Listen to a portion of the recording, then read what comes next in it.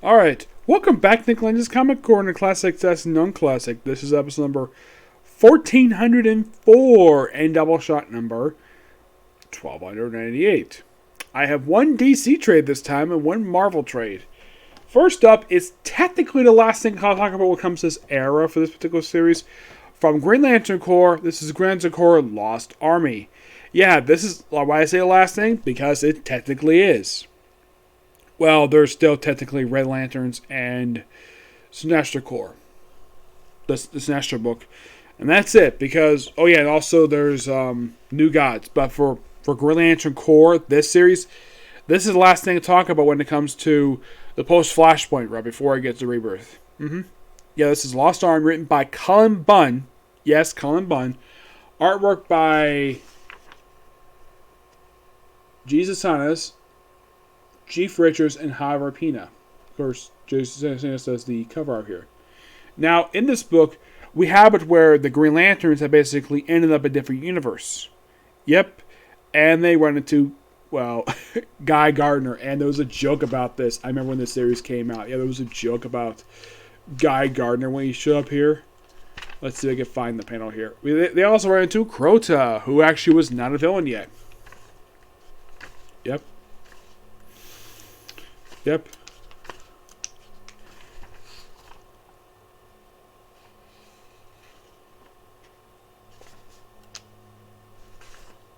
And run into Guy Gardner, the Christmas Lantern. Yeah, there was a joke. Like, it was so funny. And of course, John's like, green and red, huh? So you like the Christmas Lantern now? And he's like, hold on. As we tricks me, it looks like before you go half cocked. So he's got amnesia. Yep. And of course, now that we run the Crotia here, we're also running into frickin' Relic. Yes, Relic is here. And this guy is a bit shorter than the regular Relic we're used to. Relic, if you read him in like Lights Out and the first arc of the Renegade storyline for Green Lantern, he is a giant. The guy is basically bigger than frickin' Jupiter. You can almost kind of say the size-wise, he's the same size as Galactus. Yep. And, of course, he's looking for, like, the Wellspring. That's a plot thread from, well, Renditti's book. And they find this rift. That could be, like, at the end of the book, they find this potential rift that could bring him back to the present. And the thing is sealed by Hal Jordan, who's a renegade. Yep. So, if you're basically interested in seeing the Green Lanterns getting back home at this point, nope. That was a middle finger. Nope, not yet. Can't do it just yet. We have to wait another mini-series basically to get through this. Basically, Edge of Oblivion. Yeah, Simon Boz is here in this mini-series, and he does nothing. You see him pop up a few times in the book, and that's it. Oh, in case you're wondering where Jessica Cruz is, she's actually at this point with the Justice League, so she's nowhere near here. One character, surprisingly, is not here is Kyle Rayner. Yeah, that's something I thought was quite strange, though. You have Guy Gardner here, you have John Stewart here, you have a lot of the Green Lanterns, but where the heck is Kyle Rayner? I get Hal Jordan stranded basically in the universe, but where the heck is Kyle Rayner? Yeah, he's nowhere in this miniseries. Yeah, that's kind of something strange. Like, after New Guardians wrapped up, it seems like, though, oh yeah, wait, there is actually one book I almost forgot. There was a book he was in at the same time this was coming out. He was in the Omega Men. Yep. Tom King's Omega Men series, which I didn't know that was him at some point out, though, about that. I will eventually review that at some point.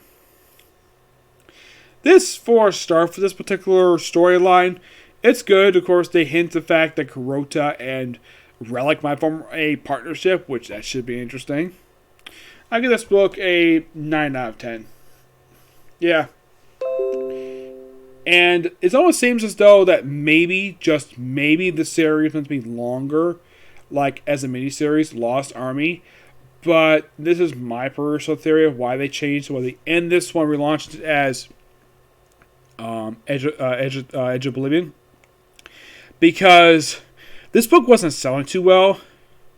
Yeah, that's my personal theory. That or they planned this. So that's why they ended it and relaunched it as Edge of Oblivion with Tom Taylor as the writer instead of Cullen Bunn, because the critic reception I remember when this book came out was not pretty positive. It was actually pretty mixed. A lot of it was mostly negative. Mostly in the form of the writing. Yes, that's what I remember for this book when it originally came out, like 6 years ago. Yep.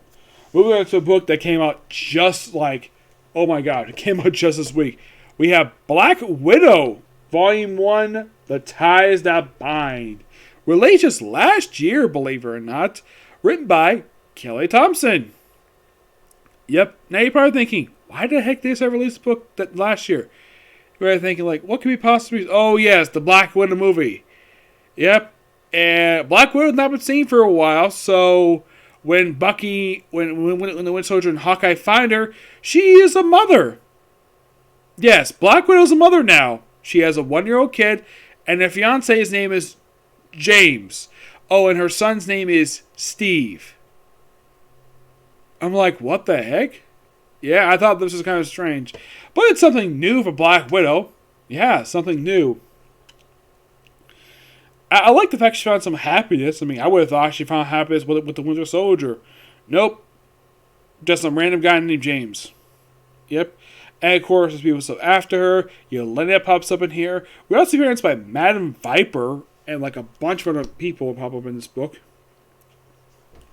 As people who... Oh yeah, by the way, the main villain of these issues is in fact Arcade. Yes, Arcade. Who really wants to kill the Black Widow for some reason.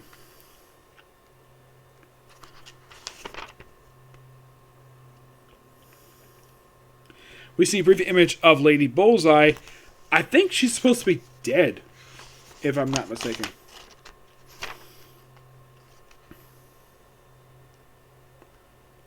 Let's see if I can find here.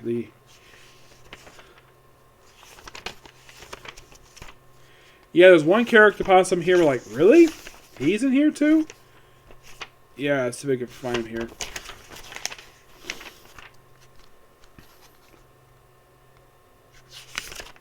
Okay, here we go. We have Viper, Arcade, Weeping Lion, and they don't know which one this is. Snapdragon, much new character, and the Red Guardian. And they say he's the husband of Black Widow. No, he's her ex-husband. Why the heck Kelly Thompson did this for, I have no idea. But apparently these people want one of them to get killed for some reason. Also the guy, James, is her fiance. Kind of an interesting start for the Black Widow book. It's not terrible. I think it's actually pretty good.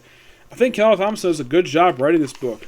Of course, the artwork here is now by Elena Cosgrave and Rafael Ladradio, that's issue 5. I gotta admit, this artwork is actually really good. Yeah, I love it. It's actually really good. I think the artist does a fantastic job with these interior issues.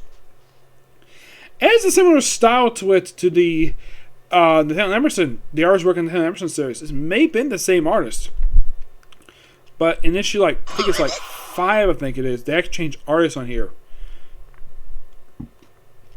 Yeah, I don't know why, but they do. But for good acting, it seems like it's a similar style to this artist here, which is, this artist's name is Rafael de la Rota. Yeah, it's similar style to, I would say, the ones that come to mind with this style of artwork. It reminds me of J. Scott Campbell, Amanda Connor, the Dodsons. Yes, that's what it reminds me of. But it's really good artwork. And plus, I don't know if this is done as an Easter egg to Return of the Jedi, where they're flying this hovercraft was almost exactly like one of those carriers they use in Return of the Jedi. I don't know. And everybody's after her, despite the fact she wants to have a happy life.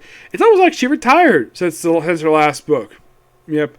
But for a start for the series, it's good. Give this book roughly a 9.5 out of 10. Yep. Yeah, I thought it was quite interesting, though. Now, aside from Winter Soldier and Hawkeye appears in this book, surprisingly, we don't see appearance by Daredevil, which, given the fact he's also dated her as well, he's even slept with her, I'm surprised that he hasn't shown up in here as well. And it took this rant. Apparently, this guy, James, might be the father of the child. It's possible, but they don't really say. It's like, oh, here's my son, Steve. Did she name this kid after Steve Rogers? I imagine when Captain America runs into her, that would be something. Okay, so that's it for the review.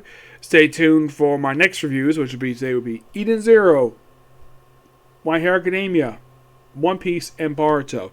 No, there's no Black Clover today because it's basically a take a week off. Okay, next video, which means 0. Bye.